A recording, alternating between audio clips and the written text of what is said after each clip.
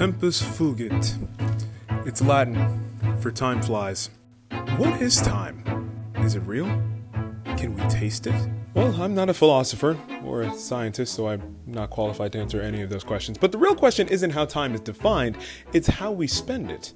And if you're watching this video, you likely waste a lot of yours. Why do we do that? We'll have a clear understanding of what needs to get done, we'll have the time to do it, and then we just won't. We'll instead clean our room, wash the dishes, go on a run, look up videos and articles about how not to procrastinate. Yeah, I know, this isn't the first one that you've watched. And to be clear, I have that problem too. I procrastinated so hard in making this video. Yes, I see the irony in that. Don't look at me like that. The goal of this video is to get you to do whatever it is that you're avoiding doing, and sometimes what I'll do is I'll put a video like this in the background so it feels a little bit more comfortable to actually get started. So if you get started right now, by the time I'm done talking, you'll already have been doing the thing for 20 minutes, so try that. So if you're sitting in bed watching this and feeling bad because you should have started writing that report 3 hours ago, let's spend some more time wallowing around for a little and figure out why we did this in the first place. It's all gonna make sense soon. It's all just a matter of time. Dang it!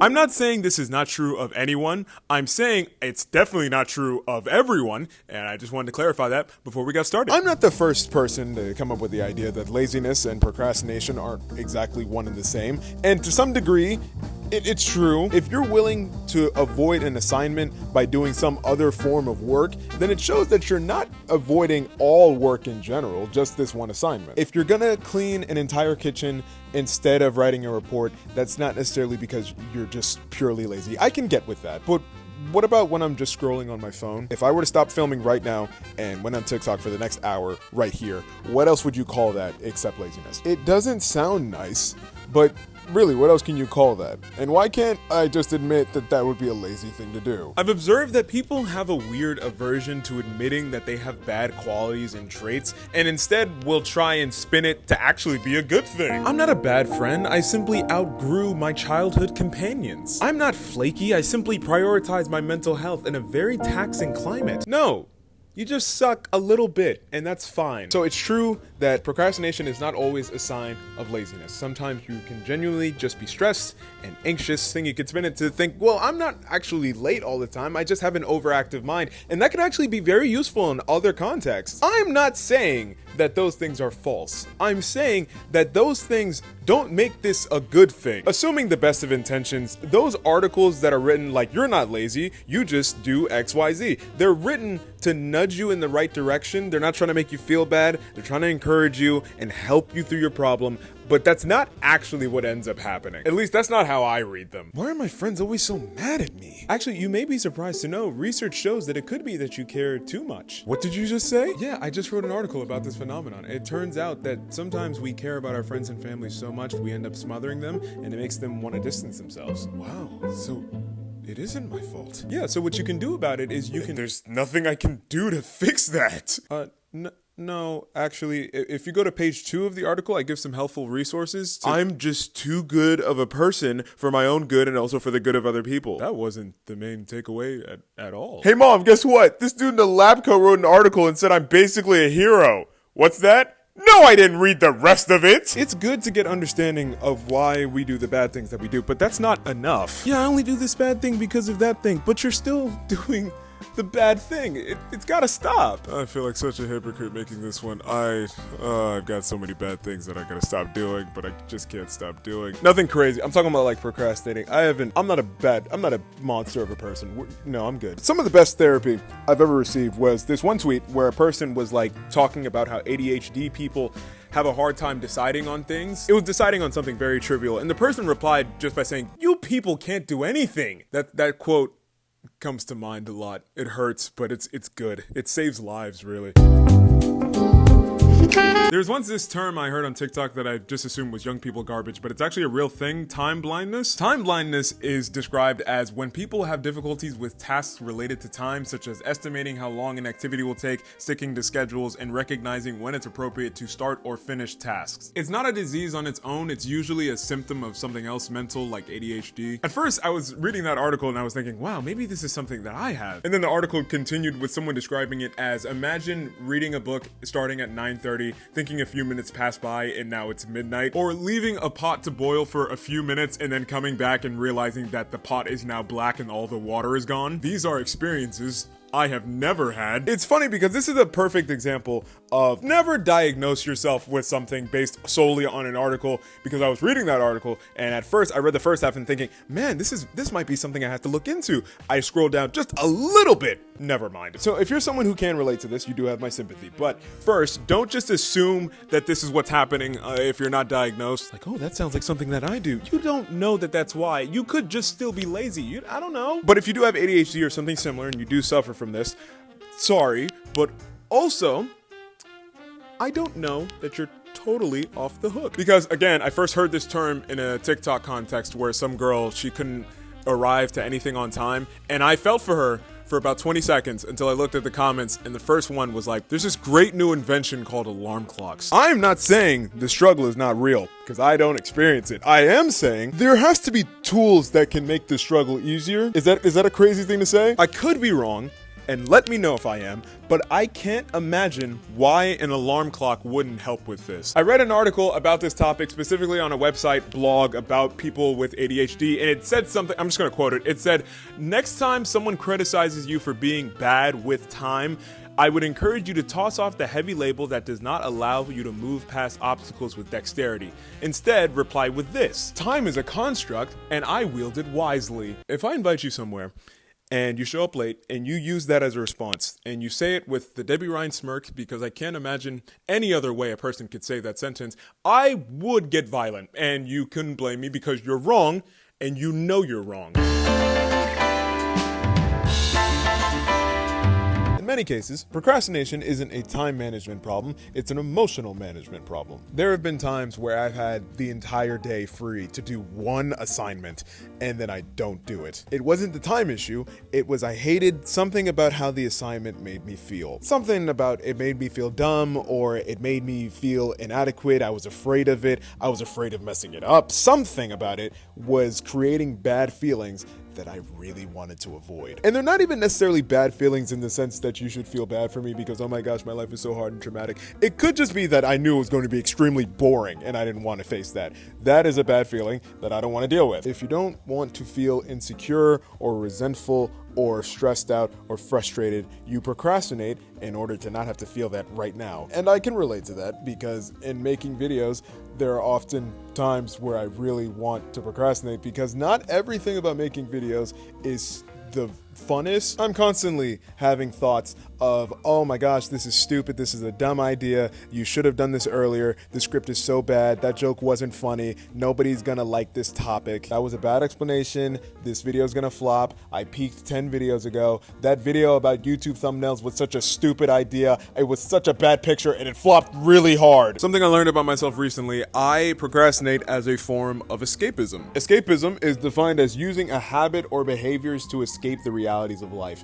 Now, that isn't always a bad thing. For example, you may run to clear your head. That's a form of escape. That's healthy, that's fine. It's bad when you use harmful things to escape, or when you do regular escapes but too excessively, or you escape as a way to deal with or to avoid negative feelings. So no, I'm not drinking my problems away, but if I'm scrolling for hours on end on a daily basis just to avoid a little bit of healthy stress that comes from schoolwork, that's a problem. I don't know what it is, but when I'm procrastinating, the world just seems to melt away. There's no deadlines I have to worry about. There's no parents I'm inevitably gonna disappoint. There are no friends I'm forgetting to respond to. There are no colleagues who are getting way more done than I am. When I'm procrastinating, there is an edit of The Incredibles, and that is all that matters. Gamma Jack did have to go. I think of it almost as going to sleep, and something is going to force me to wake up, and when I do, I'm gonna be in the exact same scenario, except now I have 4 hours less to do that thing. But ironically, doing this only makes me want to go back to sleep. The pressure that's induced from procrastinating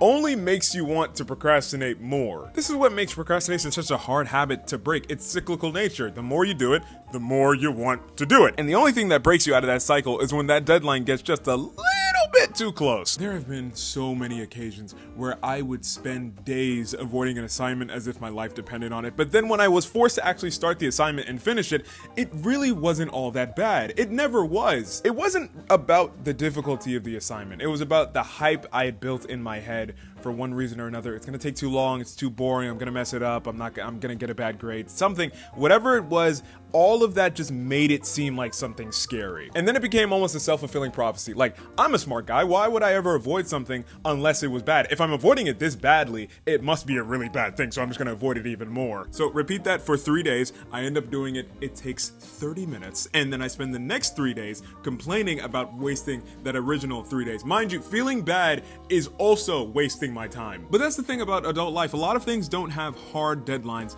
except for bills. Bills will always be there for you. I didn't make a video for the past 2 months because I thought I had lost inspiration, but I found it. You know what it was? It was, there it is. And this is a problem not only because of the work that you're avoiding, this type of behavior can present actual legitimate health problems. According to an article from the New York Times, chronic procrastination can result in serious health risks such as chronic stress, hypertension, and cardiovascular disease. How? So that sounds bad. How are you supposed to fix this? Forgive yourself? I'm gonna be honest, that sounds stupid. What a silly thing you just told me to do. Why would I forgive myself for something that I saw myself do it with no good excuse? Why would I just let that go? I had the whole day free, no distractions, I cleared my schedule, I had nothing else to do, and then I didn't do it. It's such an idiotic thing to do. Why would I just let that go? That's so dumb. I'm so dumb. I'm so stupid. I freaking hate myself. And it was at that moment that I realized I'm starting to see the problem now. I love myself content, and I know that's such a weird thing to say. I hear what I'm saying, but it's just true. It just seems so hippy-dippy, mumbo-jumbo baloney to just think that I'm just gonna be happy all the time because I have happy thoughts and everything works out for me and everything is great. And that's because I'm not 7, but the more I think about it, what else am I supposed to do? I've done the self-hate and being mad at myself route, and has it gotten me anywhere? No. Because when you do that, the goal isn't to fix the problem. The goal is retribution. I did a wrong. Wrongs must be punished. So I will punish myself in order to balance the scales. And then once I do that, then I will be good. So I do the punishing part, but that doesn't necessarily prepare me to do good the next time. But that's not working. So why not try the happiness route? What else are you gonna do? As we discussed, procrastination, it's a cycle of not doing a thing and then feeling bad about it, and then procrastinating even more, and then you feel more bad about that procrastination, which only makes you want to procrastinate more and more and more, and the cycle goes on until you barely miss the deadline. And then you beat yourself up about it, and then you feel bad, and then the next assignment comes, and every time you try and work on it, it only stresses you out again, and it also makes you think about the first assignment that you didn't do and got a 0 on. And you got a 0 because you're such a bad student, and you never do anything right.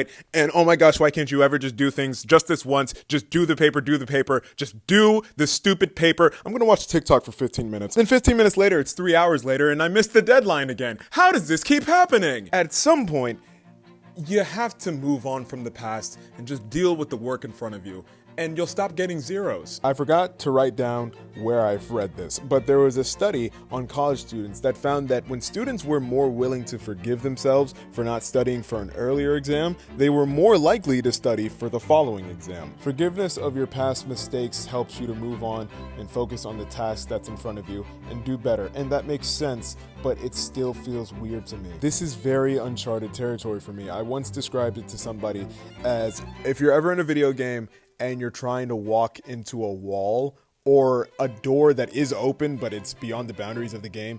I don't know how to move past that. How am I supposed to do that? This is uncharted territory for me. If I make it to the other side, what's gonna happen? Am I gonna die? Honestly, what does forgiving yourself even look like? A few days ago, I offended one of my friends. It was kind of bad. It was one of those things where at first I was convinced I'm not in the wrong, but after approximately 5 minutes of reasoning from a third party, I concluded, sweet Lord, I'm completely in the wrong. And I admitted that to her. I apologized profusely. We hugged. I gave her a gift. It seemed very official, and I think we're good now. That felt very real. But when you're forgiving yourself, you're both the person who committed the offense and the person who is offended. How do you address that? Hey bud, I'm sorry I didn't do that 2-minute syllabus quiz, which for some reason is 30% of our grade. I was just really busy, you know? No, we weren't. We spent 40 minutes watching edits of The Incredibles and then proceeded to watch both movies back to back. To be fair, They're good movies. Oh, no, the first one's great, but the second one could have done a better job exploring the lore of the world. Right. So, we good? We're gonna fail the class. Let me make it up to you. Flowers that I'd be paying for? Chocolate? We're on a diet, and also I'd be paying for? Look, man, I'm sorry. Do you forgive me? I don't know how to end this skit. See, this is why this is difficult for me. The best I've been able to work it out is that forgiving myself means that I would do similar things to if I was forgiving a friend. I would genuinely let it go and not bring it up again. It can be a funny memory now instead of a painful one. It's more of like a, what was I thinking versus a, I'm so stupid. Also, not attributing the incident to my friend as a person. I often think of myself as a procrastinator, as a person. That is who I was born as. It's who I was meant to be. But that's not true. It's just a thing that I have been doing. I can stop at any moment. I've procrastinated before, but it doesn't have to be who I will be. It's not a label for life. I have the capacity to change. This still all feels very hippy-dippy to me, but at the same time, I've been on the self-hate road for a long time, and it hasn't gotten me far. I may as well switch teams and see what that's like. I don't know what you're procrastinating on, but it's probably time for you to get started. Actually, it was probably time for you to get started about 3 hours ago, but better late than never. So yes, you wasted all that time, but you still have some time left in the day, so use it. Use it now. This is where the video really should stop, but I know that when I watch videos like this, if the video ends and then autoplay starts and then another video starts playing, I'll just get distracted and watch that for another 30 minutes. I don't want that to happen, so I'm just gonna keep talking and give you time to actually get in the position to do the thing. I'm assuming it's on a laptop or at a desk of some kind. If it's not, then this maybe doesn't work for you. But if it does, that's great. So I'm gonna stop talking soon, so you have to get ready. Are you there? Are you there? Are you at the desk? Is the computer pulled up? Are you ready? Are you there?